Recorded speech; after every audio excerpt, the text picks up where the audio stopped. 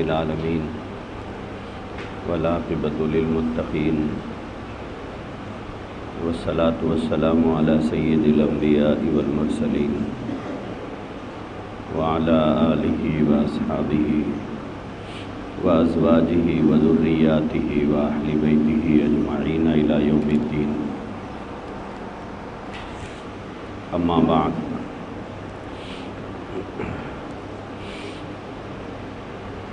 بزرگان محترم، عزیزان گرامی،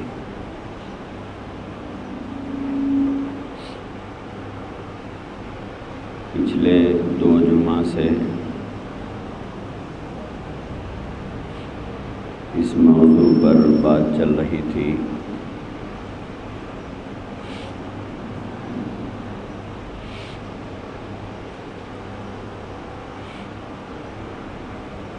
کہ حق پر ہونے کی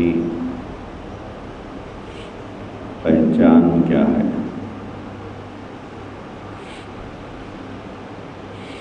صراط مستقیم پر ہونے کی پہچان کیا ہے۔ جیسے کہ میں نے بتایا تھا کہ جو اللہ کے رسول صلی اللہ علیہ وآلہ وسلم اور حضرات صحابہ کے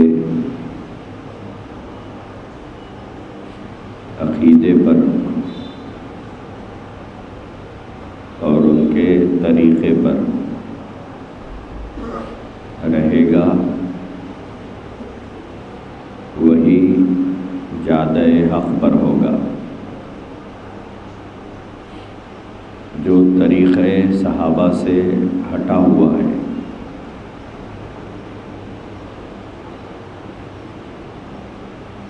اس کے گمراہ ہونے میں کوئی دو رائے نہیں ہے۔ تو پچھلے جمعہ میں نے یہ بتایا تھا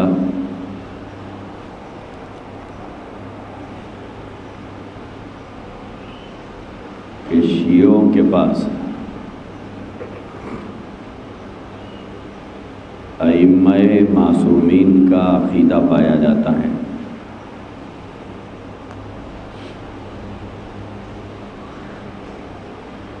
ان لوگوں کا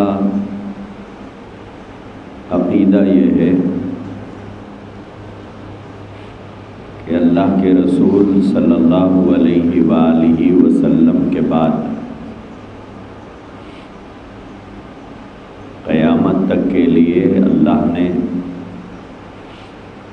12 امام منتخب کیے ہیں، اور یہ ایسے ہی منتخب ہوتے ہیں جیسے نبی منتخب ہوتے ہیں۔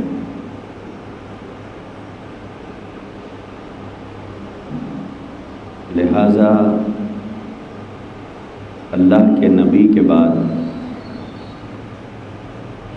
ان کے پاس سب سے پہلے امام ہیں حضرت علی رضی اللہ تعالیٰ عنہ، جبکہ پوری دنیا کے مسلمانوں کا عقیدہ یہ ہے کہ اللہ کے رسول کے بعد رسول اللہ صلی اللہ علیہ وسلم کے خلیفہ سیدنا ابو بکر صدیق رضی اللہ تعالیٰ عنہ ہیں۔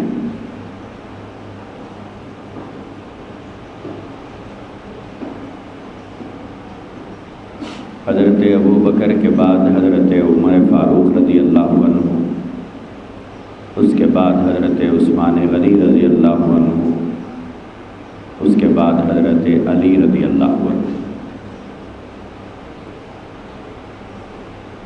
یہ دنیا کے تمام مسلمانوں کا نقطہ نظر بھی ہے، عقیدہ بھی ہے،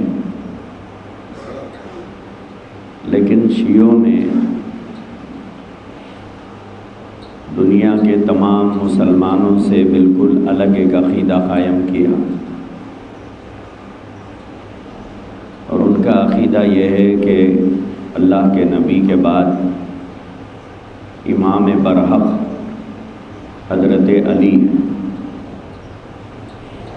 حضرت علی کے بعد حضرت حسن ہیں، اس کے بعد حضرت حسین ہیں، اس کے بعد حضرت حسین رضی اللہ عنہ کی اولاد ہے۔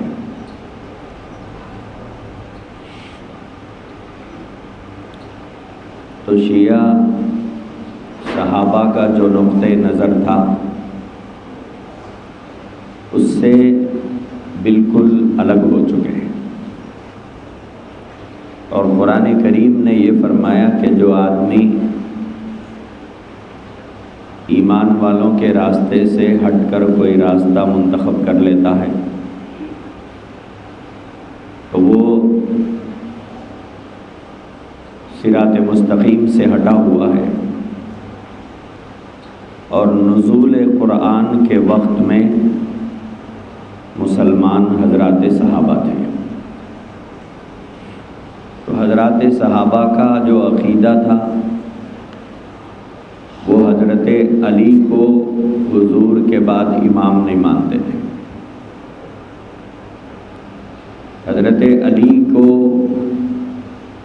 حضور کے بعد متصلاً خلیفہ نہیں مانتے تھے، بلکہ تمام صحابہ کرام نے اللہ کے نبی کے بعد حضرت ابو بکر صدیق رضی اللہ عنہ کو اللہ کے نبی کا جانشین بنایا۔ ویسے صحابہ کے سلسلے میں شیعوں کے عقیدے کی بات تو آگے آئے گی، فی الحال یہاں پر جو بات سمجھنا ہے وہ یہ ہے کہ شیعہ دائرہ اسلام سے کیوں خارج ہیں۔ اس کی پہلی وجہ یہ ہے کہ وہ اللہ کے نبی کے بعد 12 ائمہ معصومین کو مانتے ہیں،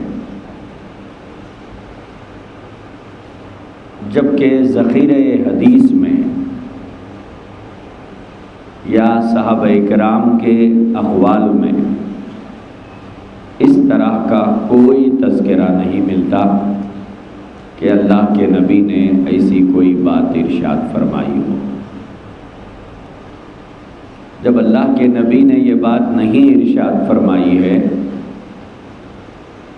تو اب ہمارے نزدیک اس طبقے کا کوئی اعتبار نہیں ہوگا۔ شیعوں کا جو عمومی نقطۂ نظر ہے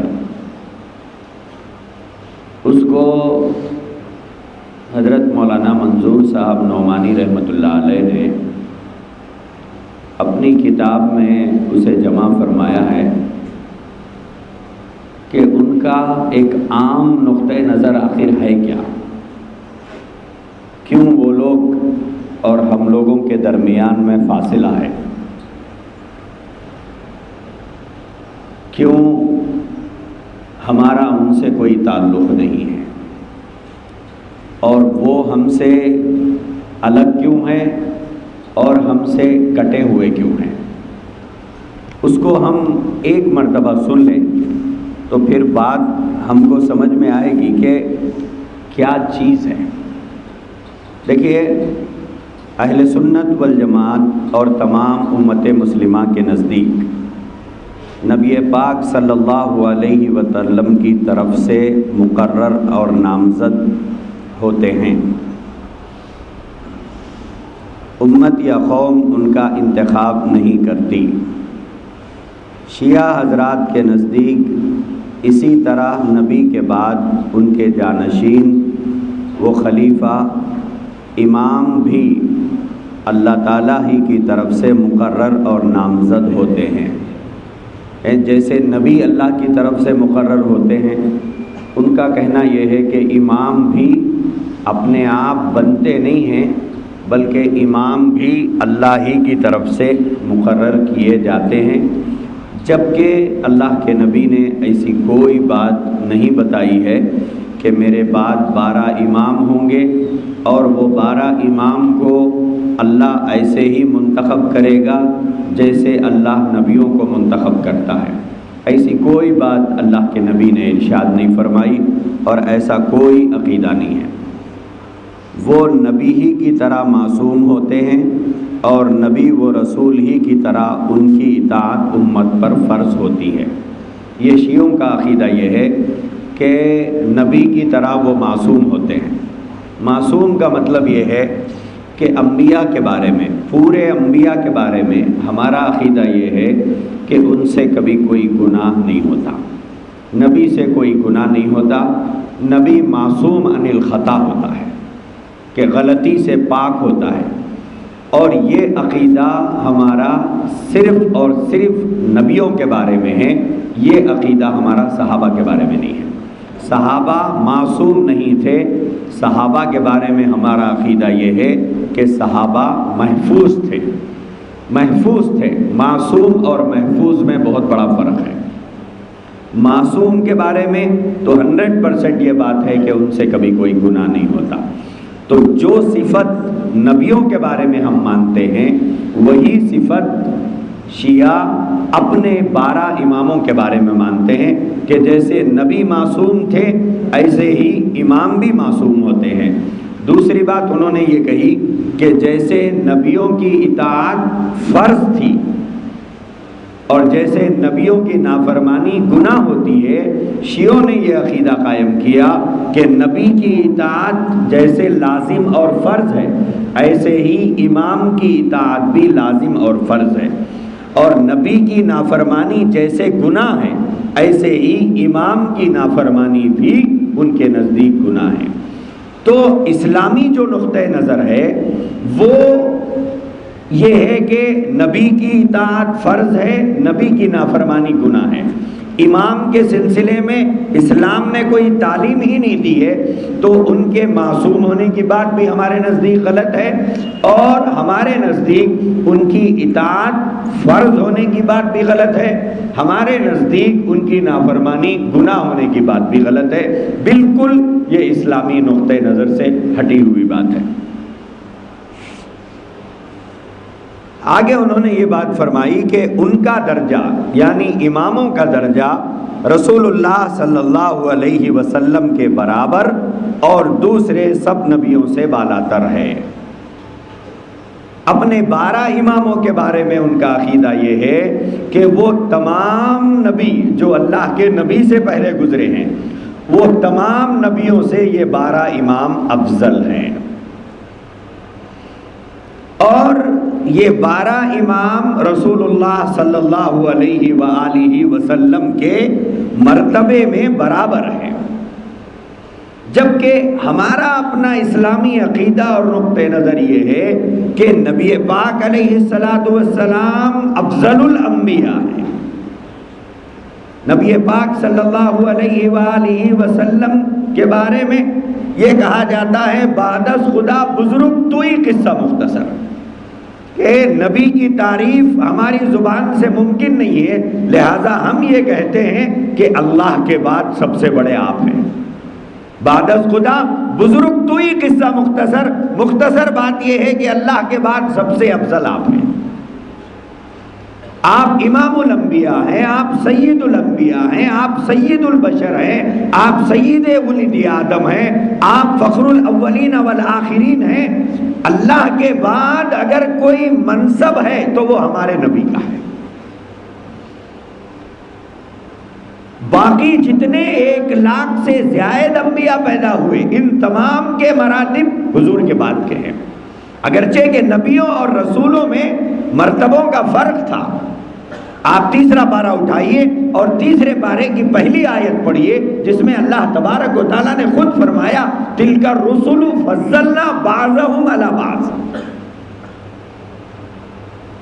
اس آیت میں اللہ نے واضح کیا ہے کہ نبیوں میں فرق مراتب تھے، جیسے رسول ہیں، رسول کا درجہ بڑا ہے، رسول کے بعد نبی کا درجہ آتا ہے۔ اب یہاں پر انہوں نے یہ عقیدہ قائم کیا کہ ان کے جو 12 امام ہیں وہ 12 امام تمام انبیاء سے افضل ہیں، اور رسول اللہ صلی اللہ علیہ وآلہ وسلم کے برابر ہے۔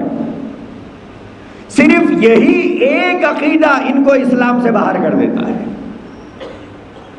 صرف یہی ایک عقیدہ ان کو کفر کی وادیوں میں پہنچا دیتا ہے، یہی ایک عقیدہ ان کو کافر قرار دینے کے لیے کافی ہے کہ یہ اپنے 12 اماموں کو رسول اللہ صلی اللہ علیہ وآلہ وسلم کے مرتبے میں برابر مانتے ہیں، جبکہ پوری دنیا کے مسلمانوں کے اجماعی عقیدے سے بالکل ایک الگ عقیدہ۔ حضرات صحابہ کرام رضوان اللہ تعالی علیہم اجمعین کا جو عقیدہ تھا اس عقیدے سے ہٹا ہوا بالکل ایک عقیدہ، تو انہوں نے اپنے 12 اماموں کو رسول اللہ صلی اللہ علیہ وسلم کے برابر مانا ہے۔ آگے انہوں نے کہا کہ وہی یعنی نبی حضور کے بعد وہی امت کے دینی و دنیاوی سربراہ اور حاکم ہوتے ہیں، اور امت پر بلکہ ساری دنیا پر حکومت کرنا ان کا اور صرف ان کا حق ہوتا ہے۔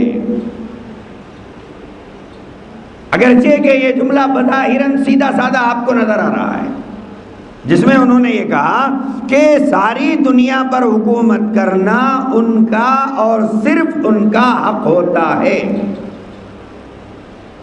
گویا رسول اللہ صلی اللہ علیہ وسلم کے بعد حضرت ابوبکر، حضرت عمر، حضرت عثمان رضی اللہ تعالی علیہ رضوان اللہ تعالی علیہ مجمعین کی خلافت پر مار ہے اس جملے کے اندر،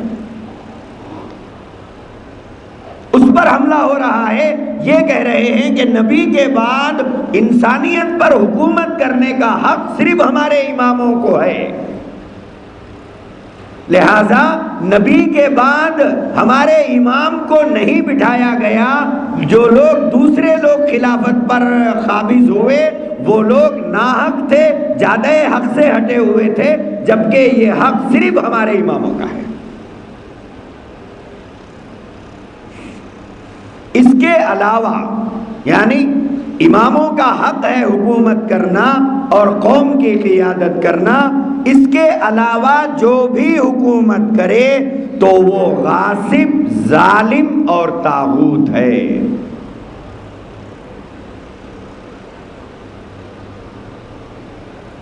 وہ غاصب بھی ہے، وہ ظالم بھی ہے، وہ طاغوت بھی ہے۔ خواہ قرن اول کے ابو بکر و عمر و عثمان و علی رضی اللہ عنہم ہو یا ان کے بعد کے زمانے کے خلفاء و سلاطین اور ملوک یا ہمارے زمانے کے ارباب حکومت، بہرحال شیعہ مذہب کی اس بنیادی عقیدہ امامت کی روح سے یہ سب ظالم اور طاغوت ہیں۔ حکومت صرف اللہ تعالیٰ کے نامزد کیے ہوئے ائمہ معصومین کا حق ہے، اور جس طرح نبی پر ایمان لانا اور اس نبی کی ماننا شرط نجات ہے، اسی طرح اماموں کی امامت تسلیم کرنا اور ان کو اللہ کا مقرر کیا ہوا امام معصوم اور حاکم ماننا بھی نجات کی شرط ہے۔ نجات کے لیے انہوں نے شرط لگائی ہے کہ ائمہ کو مانا جائے، یعنی یہ بات انہوں نے کہی ہے کہ صرف نبی پاک علیہ السلام کو ماننا کافی نہیں ہے، صرف حضور پر ایمان لانا کافی نہیں ہے، بلکہ حضور کے بعد 12 اماموں کو ماننا، ان کی اطاعت کرنا، ان کو ائمہ معصومین ماننا نجات اور مغفرت کے لیے شرط قرار دیا ہے۔ جبکہ اسلامی نقطہ نظر سے کسی کو ماننا ضروری نہیں ہے، ماننا ہے صرف نبی پاک علیہ السلام کو، اللہ کے آخری نبی، اللہ کے آخری نبی کی حیثیت سے حضور کو ماننا ہے، حضور کو نبی ماننا ہے، اور حضور نے اپنے بعد ائمہ کے آنے کا اور ان کی اطاعت کرنے کے سلسلے میں کوئی تاکید نہیں فرمائی۔ لیکن شیعوں نے یہاں پر یہ بات کہی 12 اماموں کو بھی ماننا ہے، ان کی اطاعت بھی کرنا ہے، ان کی نافرمانی سے بھی بچنا ہے، اور نجات کے لیے ان کی امامت تسلیم کرنا لازم ہے۔ اور خاتم النبیین صلی اللہ علیہ وسلم کی وفات کے بعد سے اس دنیا کے خاتمے تک، مسئلہ دن 2 دن، سال 2 سال، صدی 2 صدی کا نہیں ہے، بلکہ حضور علیہ السلام کے بعد سے دنیا کے خاتمے تک اللہ تعالیٰ کی طرف سے 12 امام نامزد ہیں۔ ان سب کو اللہ تعالیٰ نے رسول اللہ صلی اللہ علیہ وسلم کے ذریعے نامزد فرمایا ہے۔ یہ بات 100% غلط ہے۔ یہ جو بات کہی جا رہی ہے کہ اللہ کے نبی کے ذریعے ان کے ناموں کا اعلان کیا گیا، یہ بات 100% غلط ہے۔ اللہ کے نبی نے ایسی کوئی بات نہیں فرمائی، نہ ایسے کسی ناموں کا تذکرہ کیا کہ میرے بعد 12 امام ہوں گے، اس کا تذکرہ اللہ کے نبی نے کہیں نہیں کیا۔ اور اللہ کے نبی نے کہیں ارشاد نہیں فرمایا کہ میرے بعد تمہیں 12 نبیوں کو ماننا ہوگا۔ یہ بات اللہ کے نبی نے کہیں نہیں فرمائی۔ سب سے پہلے امام حضرت علی رضی اللہ تعالیٰ عنہ ہے ان کے نزدیک، اسی طرح ان کے بعد ان کے بیٹے حضرت حسن ہیں، ان کے بعد حضرت علی کے چھوٹے صاحبزادے حضرت حسین ہیں۔ پہلے بیٹے کو تو انہوں نے امام مان لیا، حضرت علی کے پہلے بیٹے حسن ہیں، ان کو امام مان لیا۔ حضرت علی کے دوسرے صاحبزادے حضرت حسین ہیں، انہیں امام مانا۔ آپ نے سنا کہ حضرت علی کے تیسرے بیٹے بھی ہیں؟ ہمارے سنی بھی نہیں جانتے ہیں۔ مسئلہ تو یہ ہے، ہمارے سنی بھی شیعوں کے پروپیگنڈے سے اتنے متاثر ہیں کہ وہ حضرت علی کی صرف 2 ہی اولاد کو جانتے ہیں، جبکہ حضرت علی کی کل 6 اولاد تھی حضرت فاطمہ سے۔ حضرت فاطمہ رضی اللہ تعالی عنہ سے حضرت علی کو کل 6 اولاد ہوئی تھی، ان 6 میں 3 لڑکیاں تھیں، 3 لڑکے تھے۔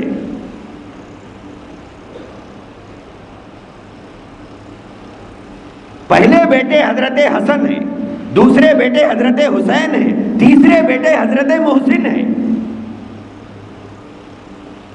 یہ حضرت علی کو امام تو مانے، لیکن امامت کے لیے اپنی طرف سے انہوں نے 2 آدمی کو منتخب کیا اولاد میں سے، حضرت علی، حضرت حسن اور حسین کو، حضرت محسن کو اڑا دیا، حضرت محسن کو اڑا دیا۔ اور پہلے بیٹے کو امام مانا، دوسرے بیٹے حضرت حسین کو امام مانا۔ اس کے بعد انہوں نے حضرت حسن کی اولاد کو چھوڑ دیا، حضرت حسن کو بھی چھوڑ دیا، ان کی اولاد کو بھی چھوڑ دیا، ادھر حضرت علی کی اولاد میں حضرت محسن کو چھوڑ دیا، اب صرف حضرت حسین کو پکڑ لیا، حضرت حسین رضی اللہ عنہ کو پکڑا۔ حالانکہ خمینی صاحب نے یہ لکھا ہے کہ امام کا بیٹا ہی امام ہو سکتا ہے، امام کا بیٹا ہی امام ہو سکتا ہے، امام کے بیٹے سے ہٹ کر کوئی دوسرا امام نہیں ہو سکتا۔ خمینی صاحب نے یہ بات لکھی ہے، لیکن جب امام کا بیٹا امام ہو سکتا ہے تو حضرت علی کے 2 بیٹے امام بنے، تیسرا کیوں امام نہیں بنا؟ جب امام کے بیٹے ہی امام ہو سکتے ہیں تو حضرت حسن کو امام مانا، حضرت حسین کو امام مانا، حضرت محسن کو امام کیوں نہیں مانا؟ ایک بات۔ دوسری بات یہ ہے کہ اس کے بعد انہوں نے جو سیریز جو چلائی ہے، حضرت حسن، حضرت حسین، اب حضرت حسین کی اولاد میں چلے گئے، حضرت حسن کی اولاد کہاں گئی؟ جب حضرت حسین کی اولاد امام بن سکتی ہے تو حضرت حسن کی اولاد کیوں امام نہیں بن سکتی ہے؟ ایک لمبی چوڑی بحث ہے، میں اس بحث میں نہیں جانا چاہتا۔ ان کا انصاف حضرت علی کے ساتھ میں بتانا چاہ رہا ہوں کہ جب حضرت علی کو انہوں نے امام کی حیثیت سے تسلیم کر لیا اور مان لیا، تو پھر حضرت علی کے تینوں بیٹوں کو امام ماننا چاہیے تھا۔ جب امام کی اولاد امام ہوتی ہے تو امام کی دو اولاد کو امام ماننا، ایک کو چھوڑنا، یہ کون سا انصاف ہے؟ ایک بات۔ دوسری بات یہ ہے کہ اب حضرت علی پہلے نمبر پر، حضرت حسن دوسرے نمبر پر، حضرت حسین تیسرے نمبر پر۔ حضرت حسین کے بعد پھر ان کے بیٹے حضرت علی ابن الحسین، جس کو امام زین العابدین کہتے ہیں۔ ان کے بعد ان کے بیٹے محمد ابن علی، جس کو امام باقر کہا جاتا ہے۔ آپ جگہ جگہ پوسٹرز کے اوپر دیکھتے ہیں، یہ نام ملتے ہیں آپ کو، تو اس میں ایک نام ہے حضرت محمد ابن علی، جن کو امام باقر کے نام سے جانتے ہیں۔ اس کے بعد ان کے بیٹے حضرت جعفر صادق، اس کے بعد ان کے بیٹے موسیٰ کاظم، اس کے بعد ان کے بیٹے علی بن موسیٰ، اس کے بعد ان کے بیٹے محمد ابن علی، اس کے بعد علی بن محمد، اس کے بعد ان کے بیٹے حسن ابن علی۔ یہ 11 امام ہیں۔ اور 12ویں امام کے بارے میں جیسے کہ میں نے شروع میں بتایا تھا کہ ان کے 12ویں امام جس کے بارے میں عقیدہ ہے کہ 5 سال کی عمر میں سرہ من رائے کے غار میں جا کے چھپ گئے ہیں کسی وجہ سے، اب قرب قیامت کسی وقت بھی یہ نکلیں گے، قرب قیامت یہ کسی وقت نکلیں گے۔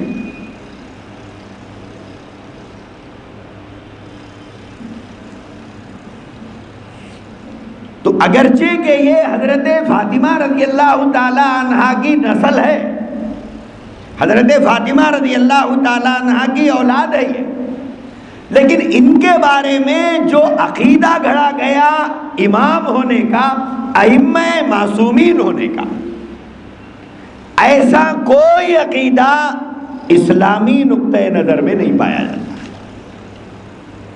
اور یہ 12 حضرات کو امام ماننے کے سلسلے میں اللہ کے نبی کی طرف سے کوئی تعلیمات نہیں دی گئی، اور شیعہ یہ 12 سے ہٹ کر باہر نکلنے تیار نہیں ہے۔ ان کے نزدیک نبی پاک علیہ السلام کو ماننا کافی نہیں ہے، بلکہ نجات کے لیے حضور کے بعد ان 12 اماموں کو نبی کے برابر ماننا ضروری ہے، نبی کے برابر ماننا ضروری ہے، ان کی اطاعت کرنا ضروری ہے، ان کی نافرمانی سے بچنا ضروری ہے، اور حاکم وقت اور حکومت کرنے کا حق صرف انہی کو ہے، یہ عقیدہ رکھنا بھی ضروری ہے۔ ان کو چھوڑ کر کسی اور کی حکومت کو تسلیم کرنا غاصب اور ظالم اور طاغوت کو ماننے کے مماثل ہے، جبکہ اسلامی عقیدہ ایسا کچھ نہیں ہے۔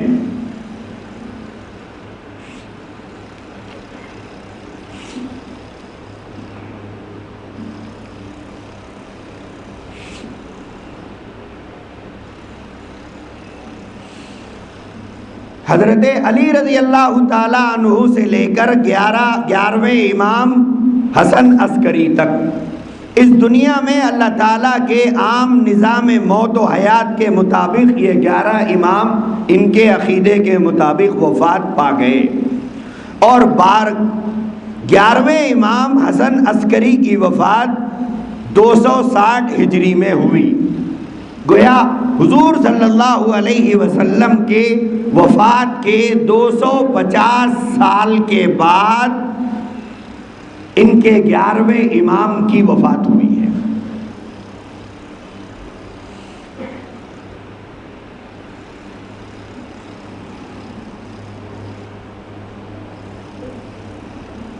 اور حضرت حسن عسکری کے ایک بیٹے تھے جو صغر سنی ہی میں معجزانہ طور پر غائب ہو گئے اور سرہ من رائے کے ایک غار میں روپوش ہو گئے۔ اب قیامت تک انہی کی امامت اور حکومت کا زمانہ ہے، اور پوری مدت تک کے لیے وہی اللہ تعالیٰ کی طرف سے مقرر کیے ہوئے امام زمان اور امت کے دینی و دنیاوی سربراہ اور حاکم ہیں۔ ان کا عقیدہ یہ ہے کہ جو امام ان کے 5 سال کی عمر میں معجزانہ طور پر جا کر غار میں چھپ گئے ہیں، اب تک بھی وہ غار میں موجود ہیں۔ سن 250 ہجری کے بعد سے رسول اللہ صلی اللہ علیہ وسلم کی وفات کے 250 سال کے بعد ان کے امام غار میں گئے ہیں۔ جب سے لے کر اب تک کوئی لگ بھگ 1250 سال سے یہ امام غائب سرہ من رائے نام کے غار میں چھپے ہوئے ہیں، اور وہیں بیٹھ کر یہ حکومت کر رہے ہیں، اور وہیں بیٹھ کر یہ امامت کے فرائض انجام دے رہے ہیں، اور وہیں بیٹھ کر یہ قوم کی امامت اور قیادت کر رہے ہیں۔ یہ شیعوں کا عقیدہ اور نقطہ نظر ہے۔ شیعہ صاحبان کا یہ بھی عقیدہ ہے کہ ان کے غائب اور غار میں روپوش ہو جانے کے چند سال تک ان کے خاص رازدار سفیروں کی ان کے پاس خفیہ آمد و رفت بھی ہوتی تھی، اور ان کے ذریعے ان کے پاس شیعہ حضرات کے خطوط اور درخواستیں بھی پہنچتی تھی، اور انہی کے ذریعے ان کے جوابات بھی آتے تھے۔ مذہب شیعہ کی کتابوں میں ان چند سالہ زمانے کو غیبت صغریٰ کا زمانہ کہا گیا۔ اس کے بعد سفیروں کی آمد و رفت کا یہ سلسلہ بھی ختم ہو گیا، اور امام غائب سے رابطہ قائم کرنے کا کسی کے لیے بھی کوئی امکان باقی نہیں رہا۔ شیعہ حضرات کا عقیدہ ہے کہ وہ اسی طرح روپوش ہیں، اور کسی وقت غار سے نکل کر تشریف لائیں گے۔ جب بھی ایسا وقت آئے اس وقت تک کا زمانہ شیعہ حضرات کی خاص اصطلاح میں غیبت کبریٰ کا زمانہ کہا جاتا ہے۔ شیعہ مذہب کی روح سے یہ عقیدہ امامت، توحید، رسالت، عقیدہ آخرت کی طرح اسلام کا بنیادی عقیدہ ہے۔ اس کے نہ ماننے والے توحید، رسالت، آخرت کے منکرین ہی کی طرح غیر مومن، غیر ناجی اور جہنمی ہیں۔ گویا پوری دنیا کے سنی مسلمانوں کے بارے میں ان کا عقیدہ یہ ہے، کیونکہ یہ 12 اماموں کو نہیں مانتے ہیں، جبکہ توحید کو ماننا جیسے لازم ہے، رسالت کو ماننا جیسے لازم ہے، آخرت کو ماننا جیسے لازم ہے، ایسے ہی ان 12 اماموں کی امامت کو ماننا لازم ہے۔ جیسے توحید کو نہ ماننے والا کافر اور جہنمی ہے، ایسے ہی اماموں کو نہ ماننے والا بھی کافر اور جہنمی ہے۔ نتیجہ کیا نکلا؟ نتیجہ یہ نکلا کہ ان شیعوں کے نزدیک ہم تمام مسلمان نہیں ہیں، ہم تمام ان کے نزدیک مسلمان نہیں ہیں، کیونکہ ہم نے اماموں کو تسلیم نہیں کیا، ان کی امامت کو نہیں مانا، اس لیے ہم ان کے نزدیک مومن نہیں ہیں۔ تو اس کا مطلب یہ ہے کہ ہم جنتی نہیں ہو سکتے، اور ان کے نزدیک ہم جہنمی ہیں، ان کے نزدیک ہم جہنمی ہیں۔ اور آگے انہوں نے لکھا ہے کہ ہمارے مذہب شیعہ اثنا عشریہ کے ضروری اور بنیادی عقائد میں سے یہ عقیدہ بھی ہے کہ ہمارے ائمہ معصومین کو وہ مقام، وہ مرتبہ حاصل ہے جس تک کوئی مقرب فرشتہ اور نبی مرسل بھی نہیں پہنچ سکتا ہے۔ یا بات اور آگے بڑھ گئی، انہوں نے یہ کہا کہ کسی فرشتے کو بھی اللہ کے پاس وہ مقام حاصل نہیں ہے جو ہمارے 12 اماموں کو حاصل ہے، اور کسی نبی کو بھی وہ مقام حاصل نہیں ہے جو ہمارے اماموں کو حاصل ہے۔ ان کا یہ بھی عقیدہ ہے کہ ان کے بارے میں سہو یا غفلت کا تصور بھی نہیں کیا جا سکتا۔ سہو کا مطلب یہ ہے بھول چوک، سہو کا مطلب یہ ہے کہ بھول چوک۔ سہو و نسوان کسی وقت کسی معاملے میں غفلت کا امکان بشریت کے لوازم میں سے ہے۔ بشر ہونے کے ناطے اس سے سہو کا امکان ہے۔ انبیاء علیہم السلام بھی اس سہو سے محفوظ نہیں رہے۔ قرآن مجید میں متعدد انبیاء سے سہو و نسوان کے ظہور کا تذکرہ موجود ہے۔ سہو ہوا ہے انبیاء سے، انبیاء سے سہو ہوا ہے، خطا نہیں ہوئی، سہو ہوا ہے، بھول ہوئی ہے۔ کیوں؟ بشر تھے، بشر ہونے کے ناطے ان سے بھول ہوئی تھی۔ لیکن شیعوں نے اپنے اماموں کے بارے میں یہ بات مانی ہے کہ ہمارے اماموں سے بھول چوک کا امکان بھی نہیں ہے۔ گویا انہوں نے اپنے اماموں کو انبیاء کی صفوں سے بھی اوپر اٹھا دیا، مرتبہ نبوت سے بھی اوپر اٹھایا، منصب نبوت سے بھی اوپر اٹھایا، اور یہ کہا کہ انبیاء سے سہو ہوتا تو ہوتا ہوگا لیکن ہمارے اماموں سے سہو بھی نہیں ہوتا۔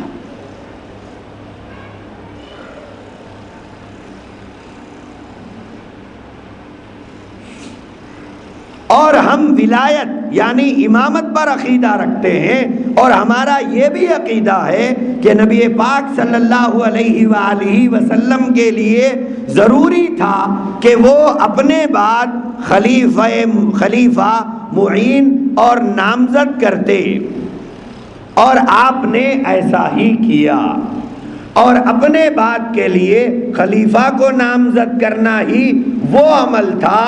اس کو غور سے سنیے، اس عقیدے کو، اپنے بعد کے لیے خلیفہ کو نامزد کر دینا ہی وہ عمل تھا جس سے آپ کے فریضہ رسالت کی ادائیگی کی تکمیل ہوئی۔ گویا حضور اگر امام کو منتخب نہیں کرتے تو حضور کی فریضہ رسالت بھی مکمل نہیں ہوتی تھی۔ اگر حضور امام منتخب نہیں کرتے اپنے بعد کسی کو تو حضور اپنے اوپر جو ذمہ داریاں اللہ کی طرف سے ان کے اوپر لازم کی گئی تھی اس ذمہ داریوں کو ادا نہ کرنا میں شمار کیا جاتا تھا۔ اگر رسول اللہ صلی اللہ علیہ وسلم اپنے بعد کے لیے خلیفہ نامزد نہ کرتے تو سمجھا جاتا کہ امت کو جو پیغام پہنچانا اللہ تعالیٰ کی طرف سے آپ کے ذمے کیا گیا تھا وہ آپ نے نہیں پہنچایا اور رسالت کا فریضہ ادا نہیں کیا۔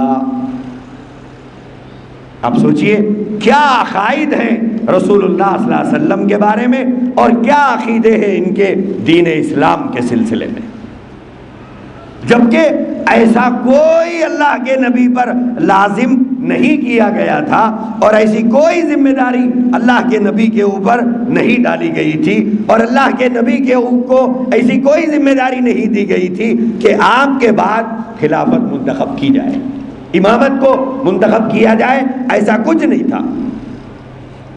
اب انہوں نے امامت کی ضرورت کے سلسلے میں جو باتیں لکھی ہیں وہ یہ لکھی ہے کہ امام جعفر صادق نے عرض کیا، ساری باتیں انہوں نے اماموں کی طرف ڈھکیل دی کہ ہمارے فلاں امام نے یہ بات کہی، فلاں امام نے یہ بات کہی، یعنی وہی اولاد حضرت حسین رضی اللہ عنہ کی طرف انہوں نے یہ باتیں منسوب کی۔ انہوں نے کہا ہے ہم ہرگز ایسا عقیدہ نہیں رکھتے اور ہم ہرگز یہ تصور نہیں کر سکتے کہ آل رسول کی زبان سے ایسے جملے نکلے ہوں، ہم تصور بھی نہیں کر سکتے، بلکہ شیعوں نے یہ روایات گھڑی ہیں، شیعوں نے یہ روایات گھڑی ہیں، اور یہ تمام جھوٹی روایات کو گھڑ کر انہوں نے منسوب کیا ہے حضرت حسین رضی اللہ عنہ کی اولاد کی جانب، ورنہ خاندان نبوت اور خانوادہ نبوت کے گھرانے کے افراد سے ہم ایسی توقع نہیں کر سکتے ہوئے کہ ان کے نانا کے لائے ہوئے دین کے ساتھ وہ ایسی خیانت کرتے ہو، ہم نہیں تصور کر سکتے۔ ہم ان 12 اماموں کے بارے میں کوئی غلط فہمی اپنے ذہنوں میں نہیں لائیں گے. کیوں؟ آل رسول سے بدگمانی کر کے، اہل بیت سے بدگمان ہو کر ہم اپنا ایمان خراب کرنا نہیں چاہتے. ہم ان کے بارے میں اپنا دل صاف رکھتے ہیں. البتہ ان کی کھڑی ہوئی روایات کو تمام کی تمام غلط سمجھتے ہیں، اور یہ سمجھتے ہیں کہ انہوں نے آل رسول کے ساتھ خیانت کی ہے، آل رسول کے ساتھ غداری کی ہے، آل رسول کے ساتھ انہوں نے بے وفائی کی ہے، اور ان کے جانب غلط باتیں منسوب کی ہیں. اب امام جعفر صادق کی طرف منسوب کر کے انہوں نے یہ کہا کہ جعفر صادق نے عرض کیا کہ یہ زمین بغیر امام کے باقی اور قائم رہ سکتی ہے. کسی نے ان سے سوال کیا، کیا یہ زمین بغیر امام کے قائم رہ سکتی ہے؟ انہوں نے فرمایا اگر زمین امام کے بغیر باقی رہی تو یہ زمین دھس جائے گی، قائم نہیں رہے گی.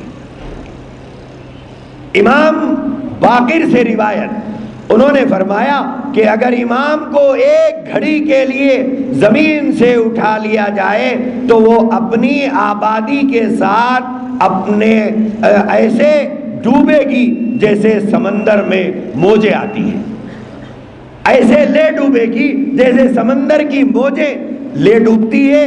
اس طرح سے یہ ساری دنیا امام کے بغیر یہ دنیا ڈوب جائے گی، اور امام کے بغیر یہ دنیا قائم نہیں رہ سکتی. جبکہ اللہ کے نبی نے ایسی کوئی بات نہیں فرمائی.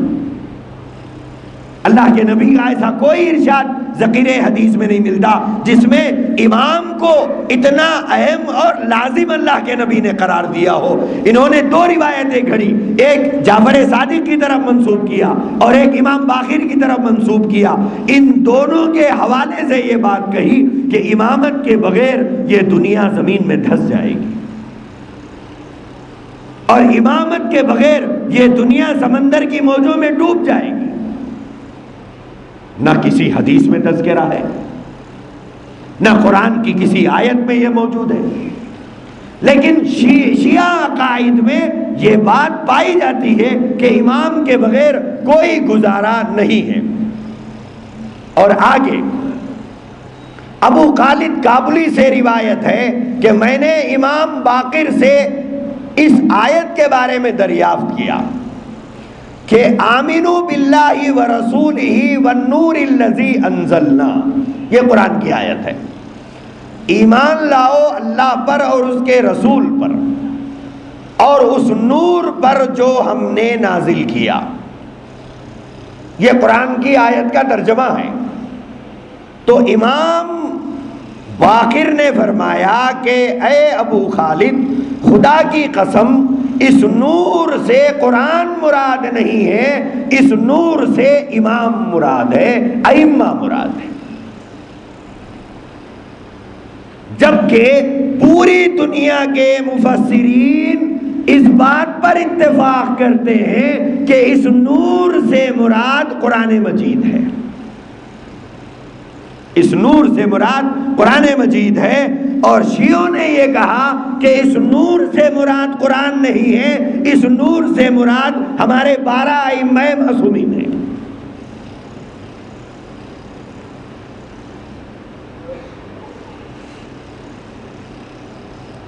اسی طرح ان کے عقائد میں یہ چیز بھی موجود ہے کہ امام ہر طرح کے گناہوں اور عیوب سے پاک اور مبرہ ہوتا ہے، کہ جیسے امام سے کوئی گناہ کوئی غلطی نہیں ہوتی.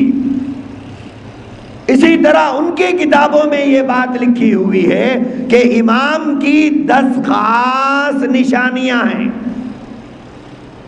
امام کی 10 خاص نشانیاں ہیں.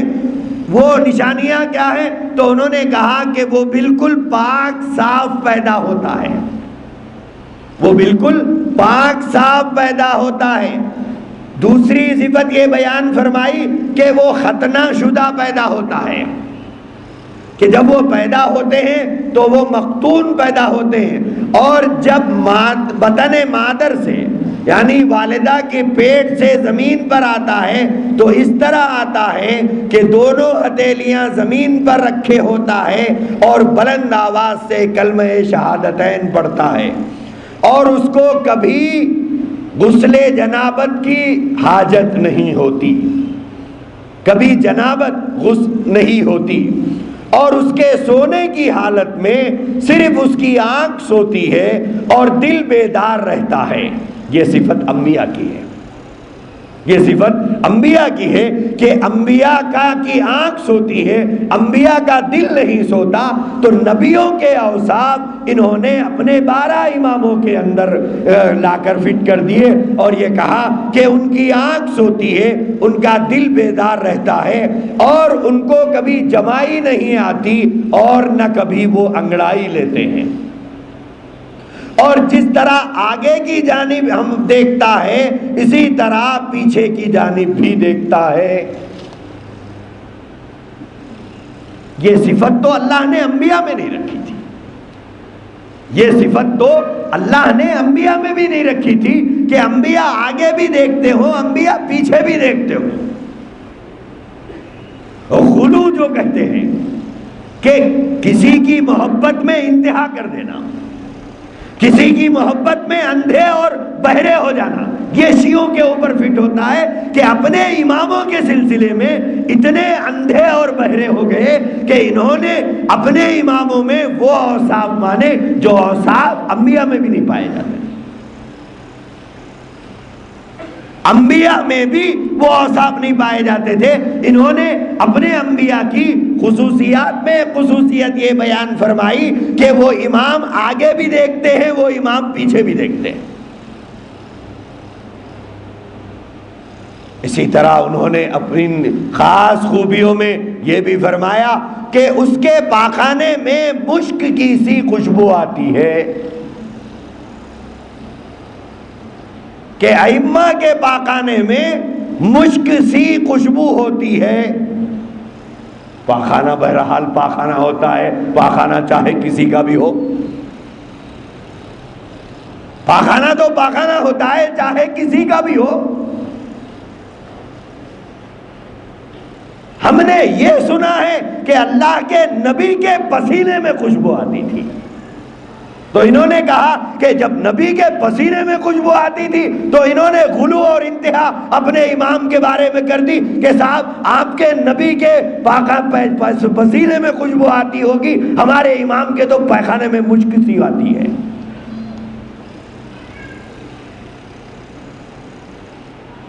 آگے انہوں نے اسی عقیدے کے تحت یہ بیان کیا کہ اور زمین کو اللہ کا حکم ہے کہ وہ اس کو ڈھک لے اور نگل لے، اور جب رسول اللہ صلی اللہ علیہ وآلہ وسلم کی زرہ پہنتا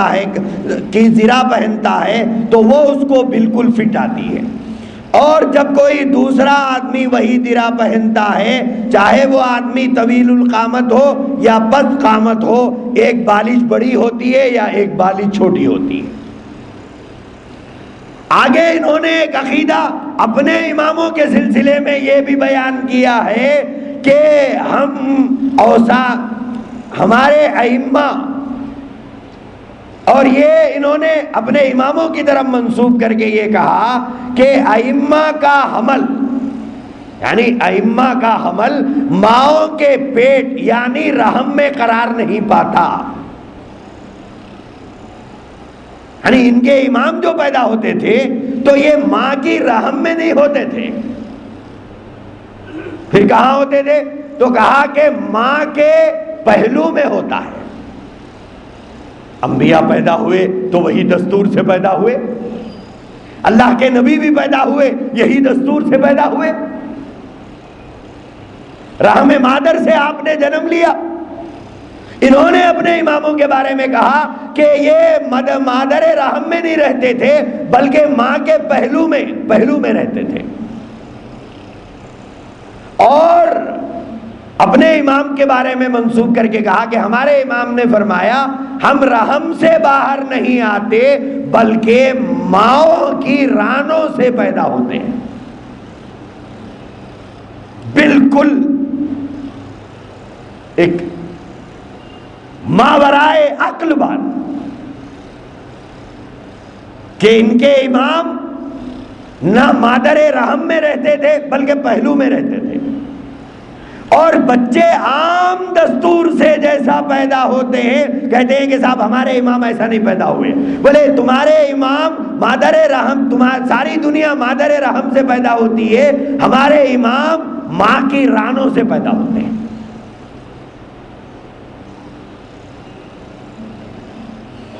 کیونکہ ہم خدا تعالی کا نور ہے، لہذا ہم کو گندگی اور غلاظت وہ نجاست سے دور رکھا جاتا ہے. نجاست اور غلاظت سے پاک بتانے کے لیے یہ روایت گھڑی گئی کہ صاحب نجاست کے راستے سے ہمارے امام نہیں پیدا ہوتے، کیونکہ وہ پاک صاف ہے، لہذا مادر رحم میں رہ کر وہ حیض کا خون نہیں پیتے جیسے عام بچے حیض کا خون پیتے ہیں. کہا کہ صاحب ہمارے امام وہ حیض کا خون نہیں پیتے، مادر رحم گندی جگہ ہے، لہذا ہمارا امام گندی جگہ پلتا ہی نہیں ہے، ہمارا امام تو ماں کے پہلو میں پلتا ہے. بولے گندی جگہ سے پیدا بھی نہیں ہوتا بلکہ ہمارا امام ماں کی رانوں سے پیدا ہوتا ہے. جبکہ 1,24,000 انبیاء بھی پیدا ہوئے تو عام دستور سے پیدا ہوئے، عام دستور سے پیدا ہوئے. یہ 12 اماموں کو الگ کر کے انہوں نے ان 12 اماموں کو فوقیت دی ہے پورے انبیاء پر، فضیلت دی ہے پورے انبیاء پر، برتری جتلائی ہے پورے انبیاء پر. یہ 12 امام انبیاء سے افضل ہے. آپ کے نزدیک تو نہیں ہے، ہمارے نزدیک نہیں ہے، شیعوں کے نزدیک ہے. انہوں نے ایک عقیدہ بیان کیا ہے اپنا، امامت کا درجہ نبوت و پیغمبری سے بالا تر ہے. امامت کا درجہ نبوت اور پیغمبری سے بالا تر ہے. اور آگے اپنا ایک عقیدہ اور بیان کیا، اللہ تعالیٰ ایسی امت کو عذاب دینے سے باز نہیں رہے گا جو ایسے امام کو مانے جو اللہ کی طرف سے نامزد نہیں کیا گیا ہے. کیا مطلب؟ ان کا عقیدہ یہ ہے کہ اللہ کی طرف سے حضور کے بعد کس کو امام بنایا گیا؟ کس کو بھائی؟ بھول گئے کیا؟ حضرت علی کو. شیعوں کا عقیدہ یہ ہے کہ اللہ نے اللہ کے نبی کے بعد امام بنایا علی کو، علی کے بعد حضرت حسن کو، اس کے بعد حضرت حسین کو، اس کے بعد حضرت حسین کی اولاد کو. یہ کل ملا کر 12 ہیں. اللہ کے نبی سے لے کر قیامت کا سور پھونکنے تک یہ درمیان کا جتنا گیپ ہے، یہ پورے گیپ میں یہ 12 ہی امام رہیں گے، اور ان 12 اماموں کی ہی حکومت رہے گی. اور یہ 12 ہی امام پوری انسانیت کی قیادت کریں گے. اور یہ 12 میں سے 11 کی وفات ہو گئی، اور ان کے 11ویں امام سن 260 ہجری میں فوت ہو گئے، اور 12ویں امام سرمن رائے کے غار میں 5 سال کی عمر میں گئے تھے. آج تک اسی غار میں ہیں، قیامت تک اسی غار میں رہیں گے، اور قیامت سے پہلے پہلے باہر نکلیں گے.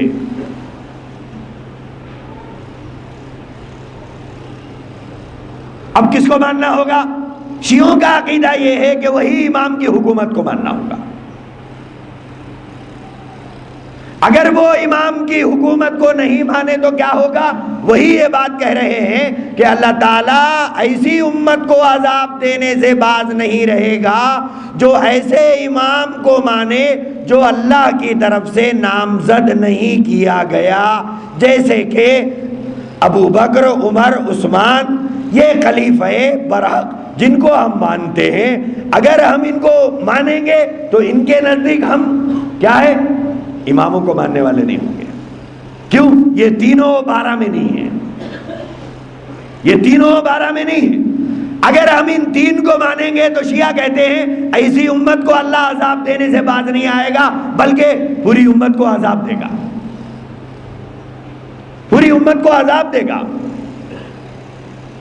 اگرچہ کہ آگے لکھتا ہے اگرچہ کہ یہ امت یعنی ہم، اگرچہ کہ یہ امت اپنے اعمال کے اعتبار سے نیکوکار اور متقی اور پرہیزگار ہو، اور ایسے لوگوں کو عذاب دینے سے اللہ باز رہے گا جو اللہ کی طرف سے نامزد ہونے والے اماموں کو مانتے ہیں، اگرچہ کہ یہ لوگ اپنی عملی زندگی میں ظالم اور بدکار ہی کیوں نہ ہو۔ کیا مطلب ہے؟ مطلب یہ ہے کہ جو امام برحق کو نہیں مانتے چاہے وہ کتنے ہی نیک ہو، یہ کہتے ہیں کہ وہ جہنم میں جائیں گے۔ کیوں؟ اس لیے کہ اماموں کو نہیں مانا لہذا جہنمی ہیں۔ اور جو اللہ کی طرف سے منتخب کردہ اماموں کو مانا، وہ کون ہے؟ وہ 12 وہ 12 کو جو مانا بس کافی ہے، اگرچہ کہ وہ نیک نہیں ہے، ظالم ہے، بدکار ہے، زانی ہے، شرابی ہے، کبابی ہے، جواری ہے، وہ کہتے ہیں کہ اس کی نجات ممکن ہے۔ لہذا شیعوں کا عقیدہ یہ ہے کہ یہ پوری امت جو اللہ کے نبی کے بعد ابو بکر و عمر و عثمان رضی اللہ تعالیٰ علیہ مجمعین کو خلیفہ مانتی ہے، ان کے نزدیک ہم پورے کے پورے جہنمی ہیں، ہم پورے جہنمی ہیں، اور یہ جنتی ہیں کیونکہ یہ 12 اماموں کو مانتے ہیں، اگرچہ کہ یہ شرابی، کبابی، لفاڑی جو بھی ہیں لیکن ان کے لیے جنت پکی ہے، ان کے لیے جنت پکی ہے۔ یہ یہودی عقیدہ ہے، یہ یہودی عقیدہ ہے۔ یہودی کہتے تھے لَن يَدْخُلُ الْجَنَّةَ إِلَّا مَنْ كَانَ هُودًا أَوْ نَصَارَىٰ، یہودی اور نصرانی کہتے تھے جنت میں نہیں جائیں گے مگر یا تو یہودی جائیں گے یا نصرانی جائیں گے، یہودی اور نصرانی سے ہٹ کر کوئی جنت میں نہیں جائے گا۔ یہ یہودی اور نصرانی کا عقیدہ ہے، وہی عقیدہ شیعوں کا ہے کہ پوری دنیا کے مسلمان گمراہ ہیں، سوائے حق پر ہم لوگ ہیں، ہمارے علاوہ کوئی حق پر نہیں ہے، لہذا پوری دنیا کے سنی مسلمان ان کے نزدیک جہنمی ہے اور یہ صرف جنتی ہے۔ اور ہمارے نزدیک ان 12 اماموں کو امام ماننے کے سلسلے میں کوئی ہدایت اللہ کے نبی کی طرف سے نہیں ہے، کوئی ہدایت نہیں ہے۔ ہاں ہم اہل بیت کہتے ہیں، انہیں آل رسول کے افراد کہتے ہیں، خاندان نبوت سے تعلق رکھنے کی وجہ سے ہم ان کا احترام کرتے ہیں، ہم ان کی جوتیاں اپنے سروں پہ ڈھوئیں گے، ہم ان کے قدموں میں احتراماً سر رکھیں گے، لیکن ہم آل رسول کے تعلق سے وہ عقیدہ نہیں رکھیں گے جو عقیدہ شیعوں نے رکھا ہے۔ شیعوں نے جو عقیدہ رکھا ہے وہ عقیدہ ہم نہیں رکھیں گے۔ تو بہرحال آج کے جمعہ میں میں نے بتایا کہ شیعوں کے پاس امامت کا کیا مسئلہ ہے، اور پوری شیعیت گھومتی ہے انہی 12 ائمہ کے اطراف، ان کا کل دین اسی کے اطراف گھومتا ہے، اسی کے گرد پھرتے ہیں، اس سے آگے نہیں نکلتے۔ اسی لیے اذان جب دیتے ہیں تو آپ دیکھیے اس میں اماموں کے نام لیتے ہیں۔ ان کی اذان اگر آپ نے غور سے سنا ہوگا تو اس میں سنا ہوگا کہ یہ اماموں کے نام لیتے ہیں، جبکہ اللہ کے نبی نے جو اذان سکھائی ہے اس میں کسی کا نام نہیں ہے سوائے اللہ کے نبی کے۔ اللہ کے نبی کے علاوہ کسی کا نام نہیں ہے، لیکن یہ شیعوں کی اذان میں نام پائے جاتے ہیں۔ تو یہ فرقہ، جیسے میں نے بتایا شیعوں میں خود 70 فرقے ہیں، 70 طبقے، اس میں ایک طبقہ اثنا عشریہ کا ہے جو 12 اماموں کو مانتا ہے، اور اماموں کے تعلق سے ان کا عقیدہ کیا ہے یہ میں نے بیان کیا۔ انشاءاللہ آئندہ جمعہ میں بتاؤں گا کہ صحابہ کے سلسلے میں شیعہ نظریات کیا ہیں، صحابہ کے سلسلے میں شیعہ نظریات کیا ہیں، انہی کی کتابوں سے انہی کے حوالے سے بتاؤں گا۔ اللہ ہم سب کو توفیق عمل مقدر فرمائے۔ وآخر دعوانا الحمدللہ۔